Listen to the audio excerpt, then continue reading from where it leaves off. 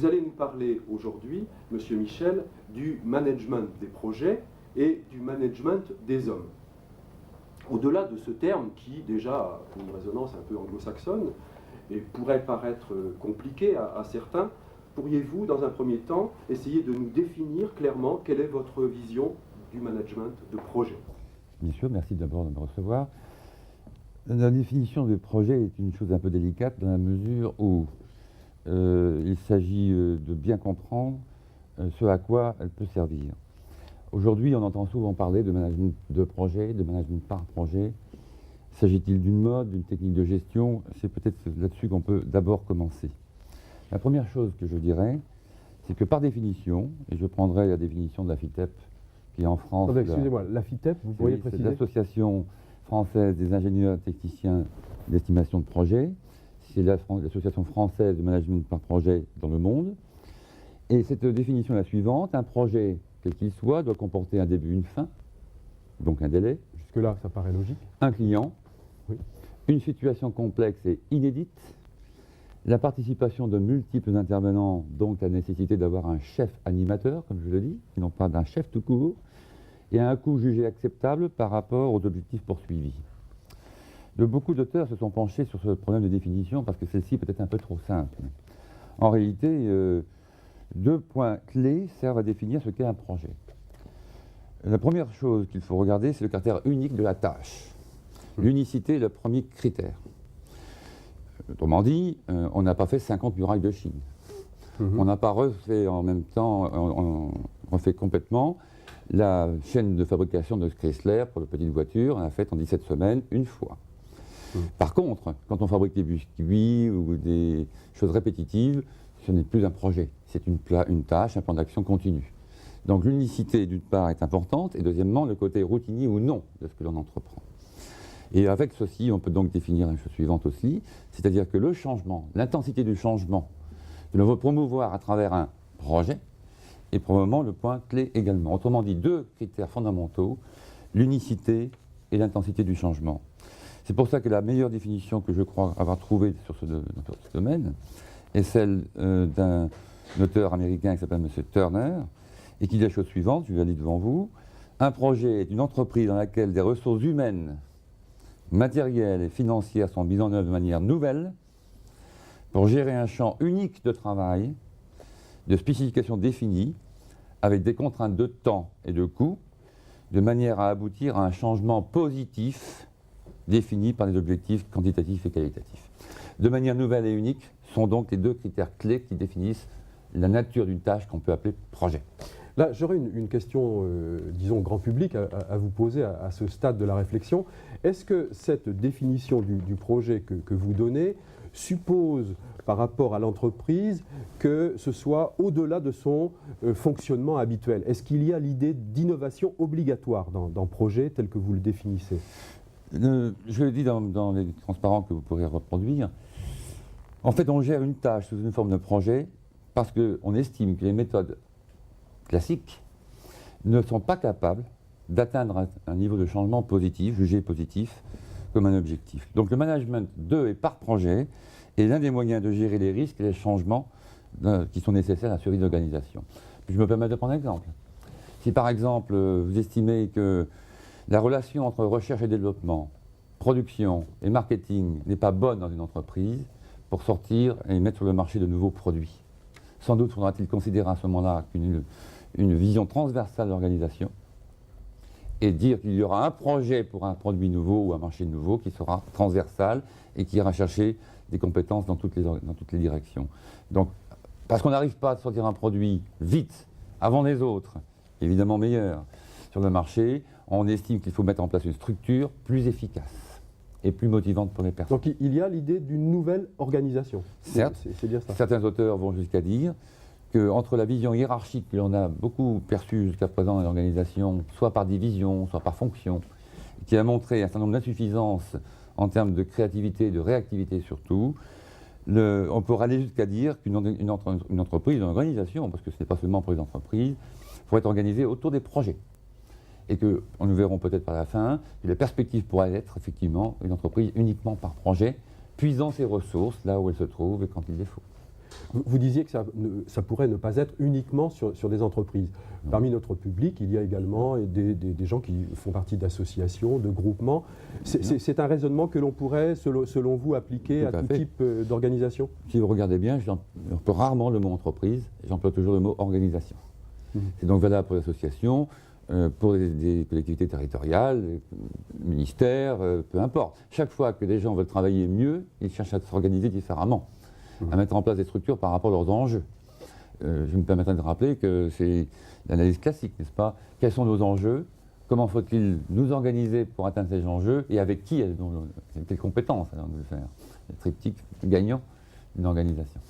Voilà. Bien, après avoir cerné le concept assez général de projet tel que vous l'entendez, est-ce qu'on pourrait essayer d'aller au cœur du sujet et du problème et de voir qui peut le réaliser, selon vous, dans l'entreprise, et surtout la question comment?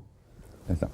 Alors, je voudrais dire en premier lieu que lorsque une entreprise, une organisation songe à s'organiser par projet, ce qui veut dire qu'elle n'est pas forcément dans un métier qui fait des projets, je m'explique. Une société comme la société Bouygues, par exemple, est habituée depuis des années à gérer des projets, des ponts, des routes, le pont de Normandie, c'est son métier. On peut dire aussi que, par exemple, une entreprise pharmaceutique, alors qu'elle doit sortir des médicaments, n'avait peut-être pas, jusqu'à présent, bien mis en place des structures de gestion de et par projet. Ce qui veut dire qu'actuellement, beaucoup d'entreprises qui ne sont pas dans des métiers qui consistent à faire des projets s'orientent sur un management par projet. Alors comment faire? Premièrement, il s'agit de savoir jusqu'où on veut implanter la structure de management par projet dans l'organisation. Et la première chose qu'il faut bien voir, c'est que de toute façon, toutes les organisations, aujourd'hui encore, sont des organisations fonctionnelles, par exemple, dans une entreprise, recherche et développement, production, marketing. Et que si l'on veut faire du transversal, il va bien et bien falloir nommer ce qu'on va appeler un chef de projet. Ce chef de projet sera extérieur aux organisations verticales et va être obligé de travailler avec des gens qui sont dans les organisations hiérarchiques. Donc on va constituer ensuite une équipe projet en prélevant des compétences dans les structures. Et entre ce prélèvement, je dirais, léger, qui consiste à dire, par exemple, bien vous, monsieur, vous, madame, dans telle organisation, dans telle boîte hiérarchique d'organisation, vous travaillez toujours pour le marketing, mais vous êtes associé à un projet transversal, entre cette vision légère des choses, qui consiste à partager un peu son temps, entre ce qu'il faut faire pour réussir l'opérationnel, et en même temps servir un projet, entre cette vision légère donc, et une vision complètement autonome de la gestion de projet, il y a évidemment beaucoup de possibilités. La vision autonome d'une gestion de projet, c'est celle de la Twingo, par exemple. Où M. Lévy a demandé à M. Dubreuil, un jour, d'une part de venir à côté de lui dans son bureau. Premièrement, c'est un signe d'une nouvelle vision de la hiérarchie. Et deuxièmement, M. Dubreuil a prélevé des compétences dans les directions d'achat, production, marketing de chez Renault pour en faire une équipe complètement autonome, ce qu'ils ont appelé un plateau. En somme, on refait dans une organisation une sorte de petite entreprise qui a presque tous les attributs d'une entreprise. Je dois chercher, je dois concevoir, je dois penser au marketing, je dois vérifier mes coûts, je voudrais savoir combien ça va se vendre, etc. C'est comme si j'étais une petite PME en quelque sorte, mais en puisant des ressources un peu partout. Donc entre léger, relativement difficile à gérer parce que les personnes sont, nous le verrons peut-être après, un petit peu tirées d'un côté ou de l'autre dans les structures, et une vision complètement autonome, il y a un certain nombre de possibilités. Le point clé, c'est que les performances de ces groupes de projets soient analysées d'une façon correcte, et d'une manière à ce qu'il y ait une juste rétribution, aussi une considération de cet effort un peu particulier.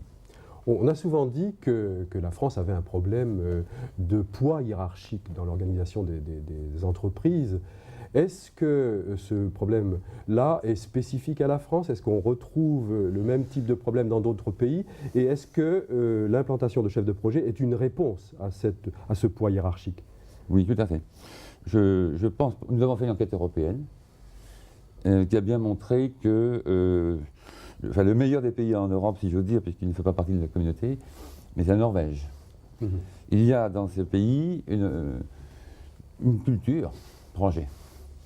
Et je crois que cela est peut-être dû à d'autres phénomènes sociaux, mais en tout cas c'est tout à fait clair. Et donc il est certain que chez nous, nous savons le faire, certes, mais c'est un peu plus ambigu que dans d'autres pays qui ont mieux abordé les problèmes. Je voudrais à ce sujet donc bien signaler des choses. Effectivement, nous avons eu peut-être longtemps une vision hiérarchique. Ceci fait que lorsque l'on implante une gestion par projet, les personnes qui se trouvent impliquées dans les projets transversaux sont dans une situation un peu délicate. Elles ont à la fois une attirance magnétique hiérarchique verticale très forte, et en même temps, probablement, souvent, un goût pour le projet dont ils se sentent une responsabilité. On pourrait presque parler de schizophrénie. Et donc, il est certain que ceci, en France, n'est pas toujours facile. Mais je suis optimiste et je dois dire que beaucoup d'entreprises s'y sont mises et continuent à s'y mettre. De toute façon, je pense que nous verrons par la suite, je me demande s'il y a d'autres choix que de faire en sorte que l'entreprise soit plus flexible, plus souple, plus adaptable, et non pas d'autres mots plus difficiles, mais soit plus, en tout cas plus réactive. C'est le secret. Il faudra bien qu'on arrive à cela. Et il faut aussi que les gens se rendent compte que c'est peut-être pas forcément dans les structures hiérarchiques qu'elles trouveront leur compte en termes de promotion. Est-ce qu'on pourrait donner des repères dans le temps? C'est une idée qui est apparue à peu près quand et qui a eu du mal et qui s'implante, d'après ce que vous dites. Bon, la gestion de projet, où en est-elle? Alors, la gestion de projet en France est bien connue par les ingénieurs depuis longue date. Ce n'est pas ça le problème. Mais la gestion par projet, qui signifie donc une autre vision du fonctionnement de l'organisation et des personnes, ceci date, comme on peut le situer en France, il y a seulement une dizaine d'années. Et je crois que d'ici 10 ans, ça ira beaucoup mieux et qu'on sera au diapason international. Le centre nerveux de la gestion de et par projet se trouve aux États-Unis, à Philadelphie. Le Management Project Institute à Philadelphie comporte 50 000 adhérents, non seulement moins. Voilà. Donc on peut essayer de revenir maintenant au cœur de la question. Qui et comment dans une entreprise? Donc le qui, on voit à peu près, une structure qui ne répond pas aux critères habituels de la hiérarchie. Et la deuxième question, comment? Alors le qui, je crois qu'il faut dire d'abord que le qui sera d'abord le chef de projet. C'est un choix essentiel et prépondérant. Parce que être chef de projet, cela veut dire qu'il faut avoir des qualités assez particulières. Premièrement, savoir communiquer ce qui se passe dans un projet. On dit toujours communiquer, oui, mais ce n'est pas si simple lorsque le projet est transversal, lorsque l'on sait que peut-être il ne fait pas partie des priorités de tout le monde. Deuxièmement, savoir gérer les motivations dans un environnement projet. Les personnes, donc, je le disais à l'instant, qui sont impliquées dans deux styles de responsabilité, peuvent avoir des états d'âme sur les motivations qu'ils peuvent avoir. Bon, donc il faut le gérer. Il faut aussi comprendre, gérer et résoudre des conflits qui sont inévitables. Donc c'est un savoir-faire là qui ne se trouve pas partout. Il faut savoir négocier avec tous les acteurs, internes et externes. Il faut gérer le stress, le délai, etc. Et puis, par conséquent, cela provoque des questions sur la forme de leadership que doit avoir un chef de projet et son pouvoir et la politique du management de projet dans l'entreprise. Donc d'abord et avant tout, les chefs de projet. Ce que l'on constate, c'est qu'ils ne sont pas nombreux à avoir toutes ces qualités. Et que bien souvent on dit, et les Américains de même d'ailleurs, que bien sûr, souvent on retombe sur les mêmes, comme on dit. Dès qu'il y a un projet délicat, bon, on ne va pas prendre de risques. Ce qui peut aboutir à des surcharges tout à fait difficiles à gérer. Deuxièmement, constituer une équipe projet. Donc, c'est toujours le qui, et qui et comment. Le premier comment, c'est constituer une équipe de projet. Il ne faut pas qu'elle soit trop nombreuse, il ne faut pas qu'elle soit trop petite, il faut qu'elle soit pertinente. Donc, cela veut dire que là, il y a un choix à la fois technique, politique et humain à faire. Troisièmement, il faut mettre en place des outils de gestion. À partir du moment où on envisage une gestion par projet, il faut savoir combien coûte un projet, où en est son état d'avancement. Si on a pris du retard, que fait-on? Il s'agit tout simplement de contrôle de gestion de projet, au sens aide au pilotage naturellement et non pas uniquement contrôle des coûts. Et enfin, quatrièmement, dans le comment, il s'agit de savoir comment tous ces projets d'entreprise s'articulent autour d'une stratégie, d'une vision. Autrement dit, l'analyse stratégique qui se faisait auparavant plutôt autour d'une structure donc hiérarchique, avec des ressources qui étaient plutôt cloisonnées, doit se faire maintenant avec une vision de plus en plus répandue qui est celle de la gestion d'un portefeuille de projets, aussi bien sur le plan du management opérationnel pour les entreprises et pour les organisations que sur le plan des actionnaires. Donc voilà les 4 points clés. Chef de projet, équipe, contrôle et relation avec la stratégie qui fait partie du document le plus difficile. Parce que ce qu'il faut bien comprendre, c'est que tout le monde a grandes idées, mais encore faut-il qu'elles soient cohérentes et que l'on aboutisse à ce que nous appelons en contrôle de gestion la convergence des buts. Il faut que tout ceci ait un sens. Alors, donner un sens à beaucoup de projets, beaucoup d'initiatives, c'est plus difficile que d'être hiérarchique. Peut-on imaginer une cohabitation entre la structure traditionnelle et puis la structure nouvelle construite avec chef de projet? Comment ça se passe, cette cohabitation? D'ailleurs, c'est généralement le cas. C'est ce qu'on appelle les gestions matricielles. Les structures matricielles consistent à dire on maintient la structure hiérarchique, soit fonctionnelle, soit divisionnelle, et on implante une vision matricielle. Cette vision matricielle est bien évidemment beaucoup plus utilisée par les entreprises qui en ont instinctivement ressenti le besoin très tôt. Par exemple, les sociétés comme Aérospatiale, comme Dassault, comme Jacques Alstom, entreprises qui ont des projets, certes, mais qui ne sont pas des ponts de Normandie, qui ne sont pas des projets de nouveaux produits dans la pharmacie, mais qui ont des programmes. Ils appellent ça d'ailleurs des programmes et non pas des projets. Donc oui, la gestion matricielle est très importante, et de plus en plus, cette vision matricielle s'applique à des entreprises qui ne sont pas comme Dassault ou Aérospatiale. Donc oui, d'ailleurs, je ne crois pas à une vision d'entreprise par projet absolue. Ah bon? À mon avis, c'est une vision d'esprit. On pourra en parler un peu tout à l'heure, mais je ne crois pas. C'est une tendance forte, c'est probablement une vision différente du fonctionnement de l'organisation, mais dans la plupart des cas, la vision est largement matricielle. Ça, c'est certain. Voilà. Peut-être, à ce moment-là, peut-on aborder peut-être les perspectives, un tout petit peu peut-être, à moins que vous ayez d'autres Oui, je crois qu'on a à peu près cerné l'idée centrale. On a vu qui pouvait effectivement travailler par projet. La question qu'on aimerait vous poser, premièrement, c'est vous y croyez vraiment fortement pour la France? C'est une des voies qu'il faut prendre dans un certain nombre d'entreprises et d'organisations. Et qu'en attend-on exactement? Est-ce que c'est quelque chose qui va faire bouger les choses ou pas? Je crois, la question de fond, c'est est-ce que être chef de projet est un métier qui correspond à une vision stable de fonctionnement de l'organisation? En termes de perspective, mon opinion est la suivante. Je crois que aujourd'hui, le succès d'entreprise se trouve largement dans la mobilisation de l'innovation humaine, c'est-à-dire la compétence immatérielle. Et il s'agit de résoudre des problèmes, il s'agit de gérer des changements difficiles par rapport à un univers qui, qu'on le veuille, bouge. Il s'agit donc d'avoir une vision stratégique du management de et par projet. Et la question qui se pose, par conséquent, c'est effectivement de se demander si c'est un métier. Je crois que, aussi, une vision de management par projet peut permettre de résoudre des problèmes délicats. Je pense par exemple à des changements de forme de travail. Nous avons un gouvernement qui vient de faire voter une loi, fait 35 heures. Bon, on est pour, on est contre, ce n'est pas le débat d'aujourd'hui. Mais s'il y a une loi, il y a une loi. Que fait-on avec cette loi? Il y a des changements organisationnels que l'on peut envisager à cause ou parce qu'il y a cette loi. Comment faire pour changer le fonctionnement d'une organisation par rapport à cela? C'est probablement un projet. D'ailleurs, c'est bien ce qui se passe dès à présent. Encore une fois, il y a quelques temps, j'entendais parler un responsable qui avait dit « je mets en place une équipe de projet pour gérer cette modification de comportement dans l'entreprise ». Et ce sera un projet complexe, forcément, puisqu'il s'agit à la fois de gérer des rémunérations, des choses comme ça qui sont complexes, et en même temps des comportements.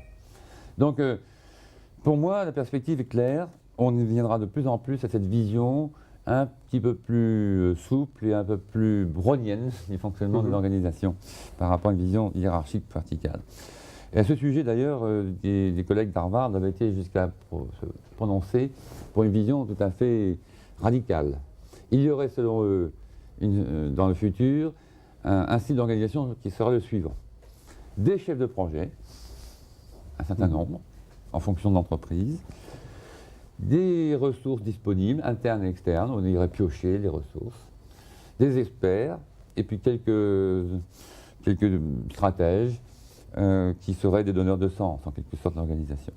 Ce qui fait que la vision hiérarchique, ou même divisionnelle, serait assez brisée.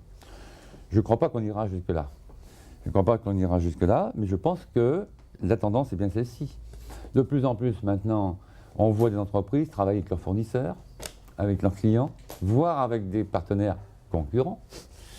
Donc aujourd'hui, le problème clé, c'est ce que j'appelle dans mes transparents la résolution de problèmes, ou, comme dirait M. Reich, l'ancien ministre de M. Clinton, au travail, le courtage stratégique. C'est-à-dire que de plus en plus aujourd'hui, le problème clé dans les organisations, c'est de définir un problème, de lui trouver une solution, où que soient les éléments de la solution. Et si j'ai un problème chez General Motors par rapport au phare que je veux changer en fonction d'un certain nombre de critères, et si la solution ne se trouve pas à Détroit, elle se trouvera peut-être à Hong Kong ou à Paris. Et le problème, c'est de la trouver là. Donc la vision de la gestion par projet, c'est aussi une vision qui consiste à dire que la gestion par projet est un moyen de résoudre des problèmes, qu'ils soient technologiques, qu'ils soient humains, qu'ils soient sociaux, parce qu'au fond, gérer un projet, c'est quand même partager mieux les objectifs et partager mieux les conséquences d'un changement. Je dirais même créer le changement de soi-même et non pas se le voir imposer. C'est pour ça que Monsieur Michel, vous êtes enseignant à HEC. Est-ce que le profil des candidats qui pourront devenir chefs de projet est amené à changer? Parce qu'on connaît HEC, Subdeco, ESSEC, un certain nombre d'écoles de commerce qui, disons, sont omniprésentes sur ce marché. Est-ce que ça suppose des formations nouvelles, des ouvertures nouvelles, des gens nouveaux? Ah, c'est une bonne question, comme on dit. Je crois que oui. J'ai l'habitude d'être franc. Je pense que si l'on veut faire des progrès dans ce domaine, et je crois que les établissements qui pourvoient à ce genre de choses, c'est que je crois que ce n'est pas en fin de parcours et d'éducation qu'on peut transformer les comportements des personnes. Je crois qu'il faudrait remonter d'abord beaucoup plus loin et faire en sorte que les enfants apprennent à travailler en groupe de projet beaucoup plus tôt, d'une façon normale, et qu'ils apprennent à partager l'information et non pas la garder pour eux. Ce qui, quelquefois, il faut le reconnaître, un peu antinomique avec certains styles de formation. Et voilà, bon, je n'en dirai pas plus. Je crois qu'il faut bien le dire, notre système éducatif a du bon, il a aussi quelques inconvénients. Il est certain que nos étudiants arrivent après des concours qui sont individuels, c'est clair, le meilleur gagne, comme on dit. Par conséquent, ce n'est pas forcément ça qui encourage, pendant une année de préparation, à partager un certain nombre de choses. Et par conséquent, nous avons ensuite, nous, un travail à faire, à leur faire comprendre que c'était peut-être bien avant de rentrer à HEC, mais que maintenant le futur, c'est aussi notre mode de comportement. Donc nous avons effectivement engagé, depuis longtemps d'ailleurs, enfin d'une façon accélérée maintenant, non pas des cours, mais des processus pédagogiques où le travail en groupe est absolument nécessaire et inévitable. De telle manière à ce qu'il ne puisse pas échapper à cette problématique que nous venons d'évoquer. Tout cela dit, je me permettrai de dire aussi qu'il ne faut pas seulement regarder les écoles de commerce, il faut regarder aussi et peut-être surtout les écoles d'ingénieurs, les techniciens, les IUT, etc., qui sont beaucoup plus orientés projet, forcément, puisque un projet, c'est aussi souvent d'abord un projet technique, quelque chose de matériel. Donc, ce qui fait que sur le plan des projets techniques, c'est plutôt dans l'école d'ingénieurs qu'il y a eu et qu'il y a encore des progrès à faire. Mais c'est peut-être un peu plus facile parce que les ingénieurs sont déjà orientés projet, si je veux dire. Par contre, nous, notre travail, c'est beaucoup plus de travailler sur des projets dits organisationnels. Comment faire évoluer un système de gestion? Comment faire évoluer un système de ressources humaines, de gestion des ressources humaines? Comment faire évoluer justement le management par projet? Donc nous travaillons beaucoup plus, nous, sur les aspects organisationnels et comportementaux qui font que l'entreprise acquiert des savoir-faire immatériels, pour nous tout aussi importants dans le futur que les savoir-faire matériels. Donc en dernière question, un bel avenir à cette notion de projet. Ah, j'en suis vraiment persuadé.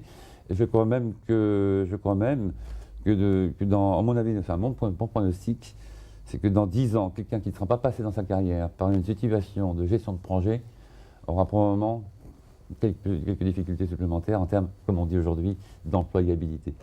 Monsieur Michel, je vous remercie. Voilà, je vous en prie.